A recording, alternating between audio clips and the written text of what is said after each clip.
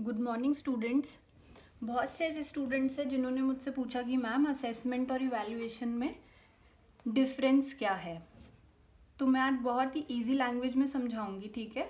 Book में आपने definitions और ये सब पढ़ी होंगी, बट आपको इसको बिल्कुल इजी लैंग्वेज में समझाने की कोशिश करूंगी कि असेसमेंट मतलब आकलन और मूल्यांकन में डिफरेंस क्या है।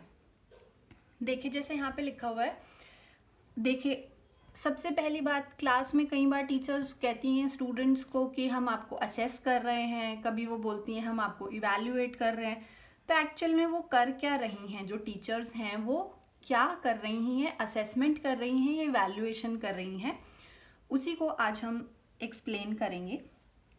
देखें, जो असेसमेंट है वो ऑन गोइंग प्रोसेस है, वो चलता ही रहता है। क्लास में अगर टीचर आई है, वो पढ़ा रही है, तो वो आपको असेस कर रही है, ठीक है।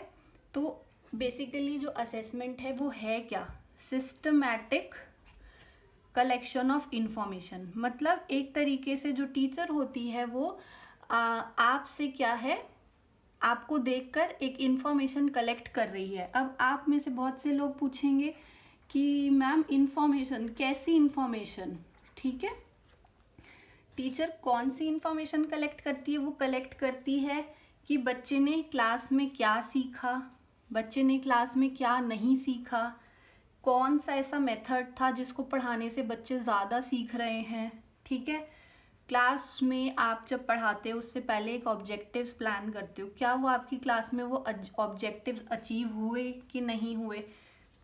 ये सारी तरीके की इंफॉर्मेशन क्या करती है टीचर, गैदर करती है, ठीक है, इकट्ठा करती है ये सारी की सारी इंफॉर्मेशन। तो आप बोल सकते हैं सिस्टमैटिक, आप बोल सकते हैं असेसमेंट क्या है, एक सिस्टमैटिक कलेक्शन ऑफ इंफॉर्मेशन है। किस तरीके की इंफॉर्मेशन, कि बच्चे ने क्या सीखा क्लास में, क्या नहीं सीखा, किस कौन से मेथड से ज़्यादा अच्छा सीखा, ठीक है। अब ये जो सारी इंफॉर्मेशन है, इस इंफॉर्मेशन के बाद में क्या होगा आपका एनालिसिस, ठीक है। टीचर क्या करेगी, ये जो सारी इंफॉर्मेशन होगी उसको क्या करेगी, एनालिसिस करेगी, देखेगी, परखेगी क्या है, कैसे है, ठीक है। उसके बाद में एक जजमेंट देगी, ठीक है। इस जजमेंट के बाद एक वो डिसीजन फॉर्म कर लेगी, और उस डिसीजन को ही हम क्या बोलते हैं, आपका उसने इवैल्यूएट किया। इवैल्यूएशन में क्या है, सिर्फ एक जजमेंट दे देती कि बच्चे ने अच्छा किया, इतना अच्छा किया। टीचर को उससे कोई मतलब नहीं होता कि बच्चे ने अच्छा क्यों नहीं किया। सारे क्यों के जवाब जो होते हैं, वाई के जो जितने भी जवाब होंगे वो सारे आपको कहाँ मिलेंगे, असेस करते वक्त, ठीक है। और यहाँ पर क्या होगा, सिर्फ डिसीजन, जजमेंट दे दिया जाएगा, ये बच्चा अच्छा है या ये बच्चा, इसने यहाँ पे थोड़ा अच्छा परफॉर्म नहीं किया, तो ठीक है। तो इसी तरीके से जो इवैल्यूएशन है उसके बारे में क्या बोलेंगे, ये कल्मिनेशन स्टेज पे होता है।